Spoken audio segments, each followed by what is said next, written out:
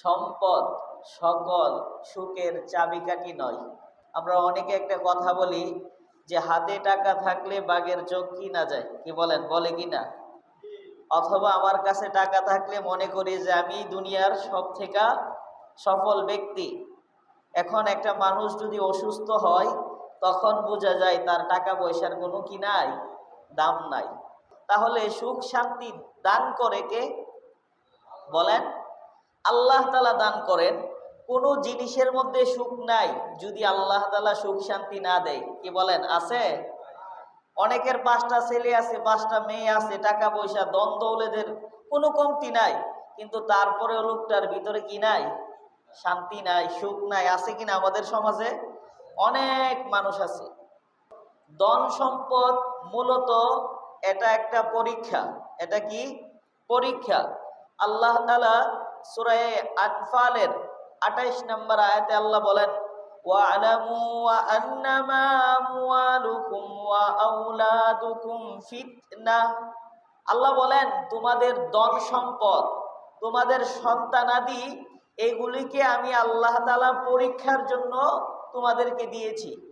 আল্লাহ রাসূল সাল্লাল্লাহু আলাইহি ওয়াসাল্লাম হাদিসে বলেন, ইন্না লিকুল্লি উম্মাতিন ফিতনাতান ওয়া ফিতনাতু উম্মাতিল মাল। রাসূল সাল্লাল্লাহু আলাইহি ওয়াসাল্লাম বলেন, প্রত্যেক উম্মতের জন্য ফিতনা ছিল, প্রত্যেক উম্মতের জন্য পরীক্ষা ছিল, আর আমার উম্মতের জন্য পরীক্ষা হলো মাল। আমার উম্মতের জন্য পরীক্ষা হলো ধন দৌলত সম্পদ। এগুলি আমার উম্মতের জন্য কি পরীক্ষা। আমরা কার উম্মত? রাসূল সাল্লাল্লাহু আলাইহি ওয়াসাল্লামের উম্মত। আমাদের এই সম্পদ, টাকা পয়সা, এগুলি আমাদের জন্য কি পরীক্ষা। আল্লাহ তাআলা সূরা মুনাফিকুনের 9 নম্বর আয়াতে আল্লাহ বলেন, ইয়া আইয়ুহাল্লাযীনা আমানু লা তুলহিকুম আমওয়ালুকুম ওয়ালা আওলাদুকুম আন যিকরিল্লাহ ওয়া মান ইয়াফআল যালিকা ফাউলাইকা হুমুল খাসিরুন। আল্লাহ বলেন, হে ঈমানদারগণ, তোমাদের ধন দৌলত, তোমাদের সন্তান, তোমাদের টাকা পয়সা, এগুলি যেন আল্লাহ তাআলার ইবাদত থেকে তোমাদেরকে গাফেল না করে। অর্থাৎ আল্লাহর ইবাদত থেকে এই সম্পদ, এই সন্তান যেন তোমাদেরকে বিরত না রাখে। যারা এই সম্পদ পাইয়া, সন্তানাদি পাইয়া আল্লাহকে ভুলে যাবে, তারা এই ক্ষতিগ্রস্তর মধ্যে আছে। কিসের মধ্যে আছে? ক্ষতির মধ্যে আছে। দেখেন, আল্লাহ বললেন যে আমাদের সম্পদ, আমাদের সন্তান, এগুলি আমাদের জন্য পরীক্ষা, এগুলো আমাদের জন্য ফিতনা। কিভাবে ফিতনা? একটা মানুষ সন্তানের সুখের জন্য সে ঘুষ খায়, খায় কি না সমাজের মধ্যে? সন্তানের মুখে হাসি ফুটাইবার জন্য সে চুরি করে, সন্ত্রাসী করে, রাহাজানি করে, বাটপারি করে, মানুষের সম্পদ আত্মসাৎ করে। একটা মানুষ তার বান্দার হক নষ্ট করে, ভাই বোনের সম্পদ নষ্ট করে। কেন? সম্পদের জন্য। কি বলেন? যে আমার বোনকে আমি যদি 1 ঘন্টা জায়গা কম দিতে পারি, তারে যদি আমি 1 লক্ষ টাকা কম দিতে পারি, আমি মনে করি যে আমি সফল হয়ে গেছি, ঠিক না? অথচ আমার এই মালটাই আমার জন্য একটা ফিতনার কারণ। কিসের কারণ? ফিতনার কারণ। আবার অনেকে আছে যে তার সন্তান আছে, 5টা ছেলে সন্তান, আরেক ভাইয়ের সন্তান নাই, এই সন্তান নিয়ে সে গর্ব করে, তার মাথার মধ্যে সে লাঠি দিয়া বাড়ি দেয়। কি বলেন? হয় কিনা এরকম? চাচারে বাতিজা গিয়া বাড়ি দিতেছে, দেয় না? অর্থাৎ আমার এই সম্পদ, আমার এই সন্তান, আমার এই সন্ততি, এইগুলি যেন আমার জন্য ফিতনার কারণ না হয়। কিসের কারণ না হয়? ফিতনার কারণ না হয়। আল্লাহর কাছে আমাদের দোয়া করা দরকার। আল্লাহ, আপনি আমাকে এতটুকু মাল দেন, যতটুকু মাল না হলে আমি দুনিয়াতে চলতে পারবো না। এতটুকু সম্মান দেন, যতটুকু সম্মান পেলে আমি আপনার কাছেও সম্মান পাবো, দুনিয়ার মানুষের কাছেও সম্মান পাবো। আল্লাহ, আমার এমন সন্তান দেন যে সন্তান আপনাকে সেজদা করে। কি বলেন? অনেকের সন্তান আছে যে 1 বছর যায়, 1 বছরের ভিতরে একদিনও ফজরের নামাজ পড়ে না। আছে কিনা আমাদের সমাজে ভাই? যে এরকম সন্তানরে আমরা কি মনে করতেছি যে আমাদের জন্য সফলতা? না, সফলতা না। আপনার এই সন্তান আপনাকে কিয়ামতের দিন আল্লাহর দরবারে আসামি বানাবে। কি বানাবে? আসামি বানাবে। এজন্য আমরা আল্লাহর কাছে সন্তান সন্ততির জন্য দোয়া করব। আমরা আমাদের মাল পেয়েও আল্লাহর কাছে দোয়া করব, আমাদের এই মালের কারণে যেন আল্লাহর কাছে আমরা হিসাব দিতে না হয়। 2 নাম্বার হলো, আল্লাহ বলেন দুনিয়ার ধন সম্পদ এগুলি ক্ষণস্থায়ী, কিছুদিনের জন্য। কি বলেন? চিরকালের জন্য? কিছুদিনের জন্য ক্ষণস্থায়ী দুনিয়ার মাল সম্পদ। আল্লাহ তাআলা সূরা কাহাফের 46 নম্বর আয়াতে আল্লাহ বলেন, আল মাল ওয়াল বানুনা জিনাতুল হায়াতিদ দুনিয়া। আল্লাহ বলেন দুনিয়ার সম্পদ, দুনিয়ার সন্তানাদি এগুলি হলো দুনিয়ার সৌন্দর্য। এগুলো কি? দুনিয়ার সৌন্দর্য। কিন্তু এই সৌন্দর্য তোমার চিরকালের জন্য না। বলেন চিরকালের জন্য? আমি আপনি মারা যাব, আমার আপনার যে সম্পদ আছে এই সম্পদের ওয়ারিশ হবে আমার পরিবার, আমার আত্মীয় স্বজন। কিন্তু মারা যাওয়ার পর আমার এই সম্পদ আমার সাথে কবরে যাবে না। যাবে? বলেন। তাহলে কি যাবে? আল্লাহ বলেন ওয়াল বাকিয়াতুস সলিহাতু খায়রুন ইনদা রাব্বিকা সাওয়াবা ওয়া খায়রুম মারাদ্দা। আল্লাহ বলেন যে মৃত্যুর পর তোমার নেক আমল, তোমার সৎ কাজগুলি আল্লাহ তাআলার কাছে প্রতিদানে তুমি উত্তম হিসেবে পাবে, এবং প্রত্যাশাও তুমি কি পাবে? আল্লাহর কাছে বেশি পাবে। এবং তোমার এই নেক আমলগুলি হাসরের ময়দানে তোমার জন্য স্থায়ী হিসেবে থাকবে। কি হিসেবে থাকবে? স্থায়ী হিসেবে থাকবে। আমি আপনি যা কিছু করি, যত ভালো আমল করি না কেন, প্রত্যেকটা আমলের সওয়াব আমরা কিয়ামতের ময়দানে ঠিকই পাবো। ফেরাউনও চেয়েছিল দুনিয়ার জীবনে থাকার জন্য, কিন্তু থাকতে পারে নাই। আল্লাহ বলেন আরেক আয়াতের মধ্যে, সূরা কসস 4 নম্বর আয়াত, আল্লাহ বলেন ইন্না ফিরআউনা আলা ফিল আরদি ওয়াজআলা আহলাহা শিয়াআন ইয়াস্তাযইফু তাইফাতাম মিনহুম ইউরাব্বিহু আবনাহুম ওয়া ইয়াস্তাহয়ী নিসাআহুম ইন্নাহু কানা মিনাল মুফসিদিন। আল্লাহ বলেন ফেরাউন সে ছিল তার জাতির মধ্যে উগ্র, সে উগ্রবাদী ছিল। সে তার এলাকার যত অধিবাসী ছিল তাদেরকে বিভিন্ন দলে বিভক্ত করে রাখত, তারা যেন মাথা উঁচু করে দাঁড়াতে না পারত। এটা ছিল ফেরাউনের একটা কি কৌশল। এই ফেরাউনরা তার জাতির মধ্যে একটা জাতিকে সে দুর্বল করে রাখছে। কেমন দুর্বল করে রাখছে? ওই জাতির মধ্যে যত ছেলে সন্তান হইতো সবাইকে সে হত্যা করত, তাদের মেয়েদেরকে সে কি করত? জবাই করত। নিশ্চয়ই ফেরাউন ছিল বিপর্যয় সৃষ্টিকারীদের অন্যতম ব্যক্তি। তার উদ্দেশ্য কি ছিল? এই ফেরাউন গণকের কাছে গেছে, যাওয়ার পরে গণক বলছে যে ফেরাউন তোমার এই রাজত্ব, তোমার এই সম্মান, তোমার এই মর্যাদা নষ্ট করার জন্য একজন ব্যক্তি আসবে যে তোমার এই সম্মান তোমার থেকে কেড়ে নিবে। তার নাম কি? হযরতে মুসা নবী। কে? আপনারা ইতিহাস জানেন না? হযরতে মুসা নবী।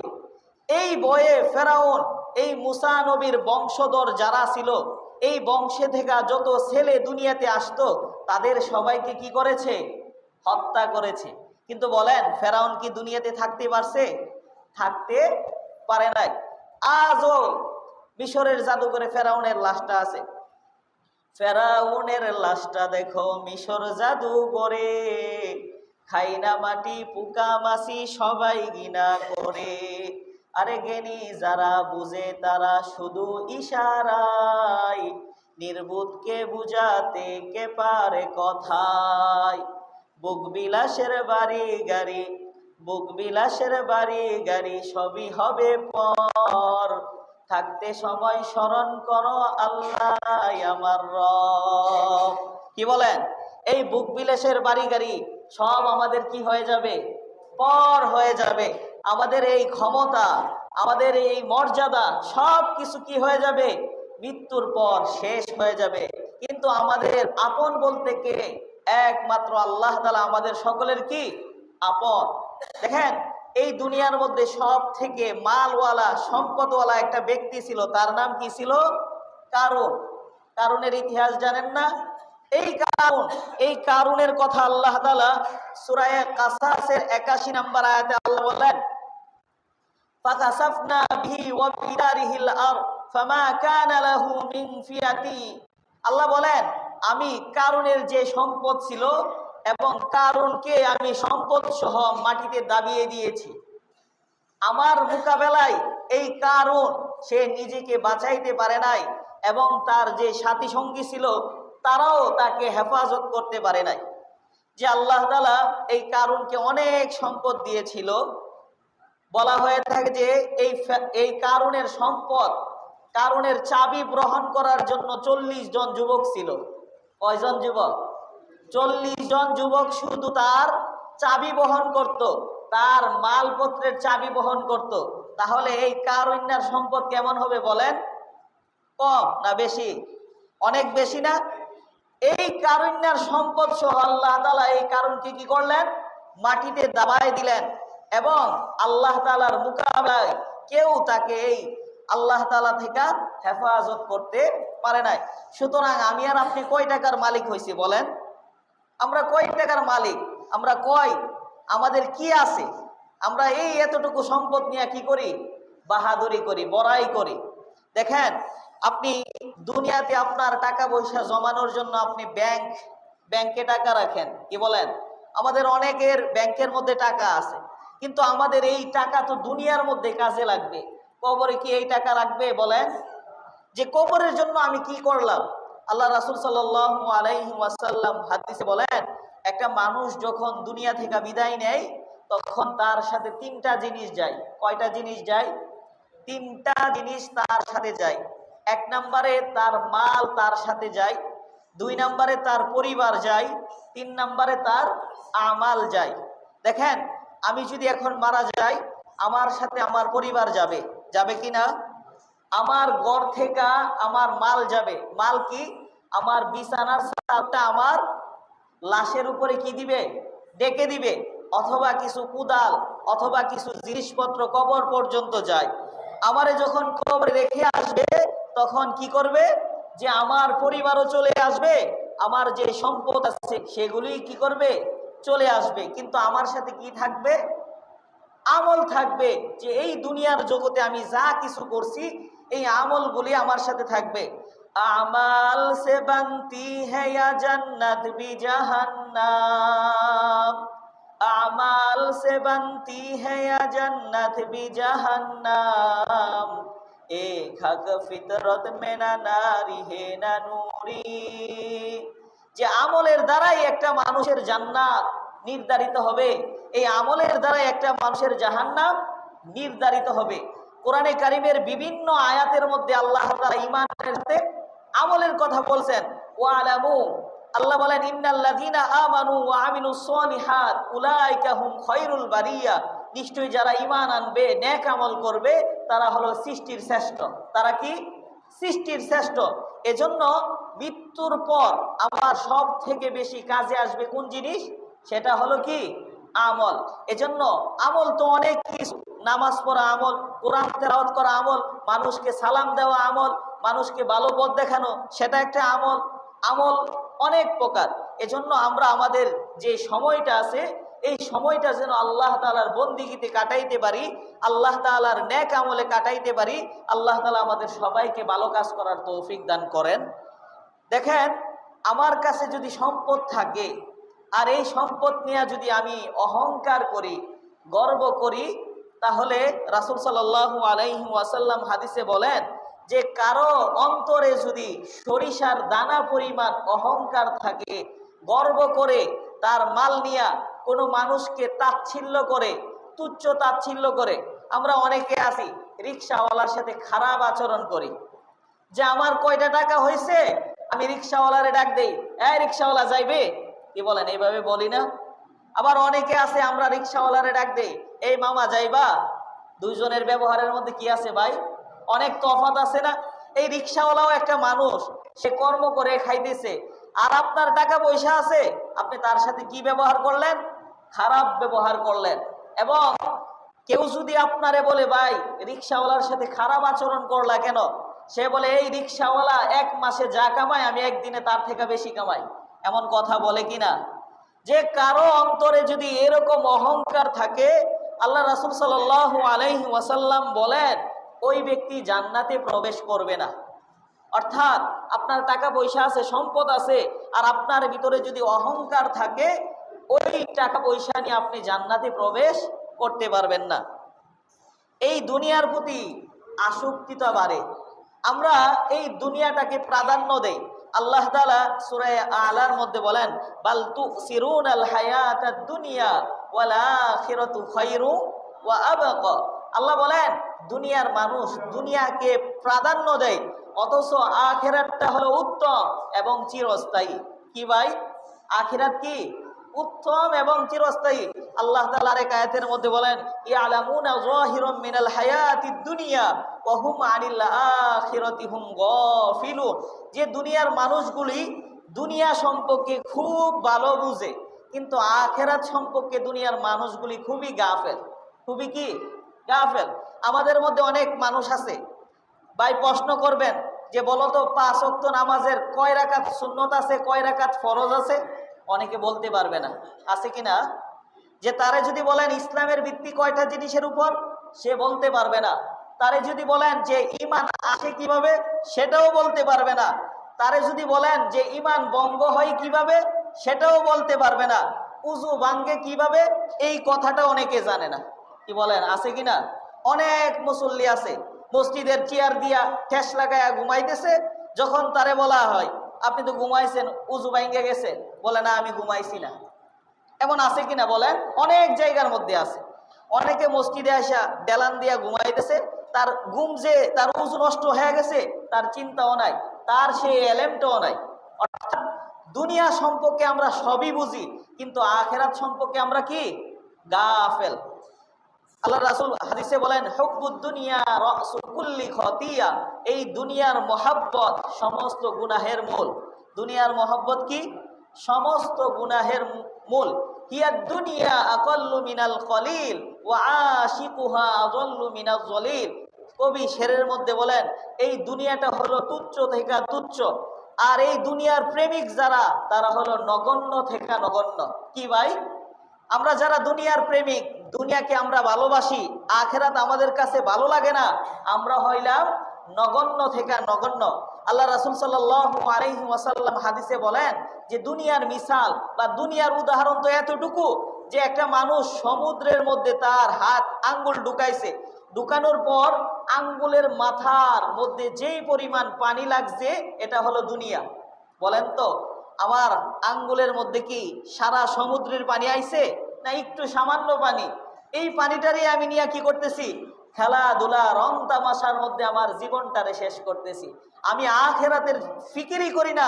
আমি আখিরাত সম্পর্কে খুবই উদাসীন, যে মৃত্যুর পর যে আমার আল্লাহর কাছে হিসাব দিতে হবে, এই বিষয়ে আমাদের কি নাই? চিন্তাই নাই। দেখেন এই দুনিয়ার মধ্যে অনেক সম্পদশালী ব্যক্তি ছিল। একজন ব্যক্তি ছিল আলী বানাত। অস্ট্রেলিয়ার একজন ব্যক্তি ছিল আলী বানাত। সে 33 বয়সের যুবক ছিল।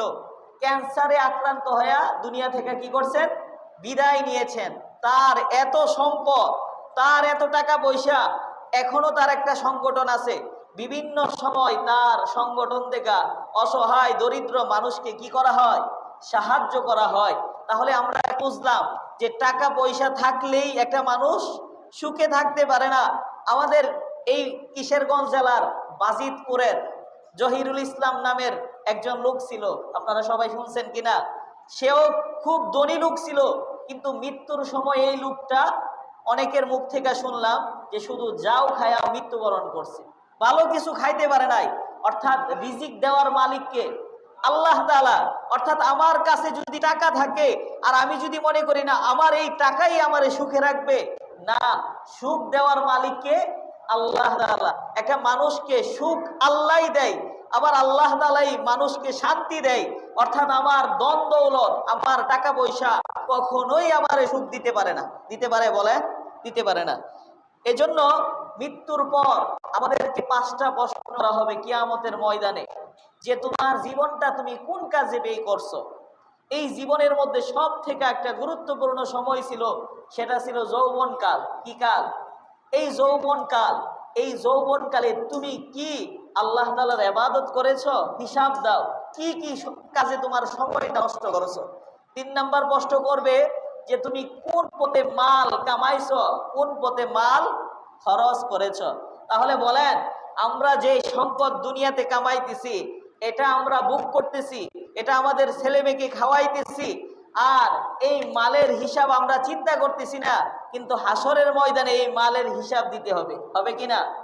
আল্লাহ রাসূল আরেক হাদিসের মধ্যে বলেন যে কিয়ামতের আগে মানুষের অবস্থা এমন হবে, মানুষ কোন পথে কামাই করতেছে সেটার দ্বারেও মানুষ যাবে না, যে তার টাকা পয়সা, তার ইনকাম কি হালাল না হারাম, এই বিষয়ে সে চিন্তাও করবে না। কি বলেন, আছে কিনা আমাদের সমাজে? যে অনেক মানুষ আছে যে হারাম উপার্জন করে, হালাল থেকে দূরে আছে, সে আখেরাতের কথা চিন্তাও করে না। আমি এই যে হারাম কাজ করতেছি, হারাম টাকা পয়সা কামাইতেছি, এই টাকা পয়সা খাইয়া আমি আল্লাহর ইবাদত করতেছি, আর আল্লাহর কাছে দোয়া করতেছি, আমার ইবাদতও গ্রহণযোগ্য হবে না, আমার দোয়াও কবুল হবে না, হবে বলেন? অর্থাৎ ইবাদত কবুল হওয়ার জন্য শর্ত হলো কি? হালাল উপার্জন। কিসের উপার্জন? হালাল উপার্জন। এজন্য আমরা সবাই আল্লাহর কাছে দোয়া করা যে আল্লাহ তাআলা আমাদেরকে যে সম্পদ দিয়েছে, এই সম্পদের জন্য যেন কিয়ামতের ময়দানে আল্লাহর আসামি হিসেবে আমাদের দাঁড়াতে না হয়। আমাদের এই মালপত্র যেন আমরা দিনের পথে, ইসলামের পথে, হালাল পথে খরচ করতে পারি। আল্লাহ তাআলা আমাদের সবাইকে তৌফিক দান করুন। যে কথাগুলি বললাম, আল্লাহ তাআলা আমাদের সবাইকে আমল করার তৌফিক দান করুন।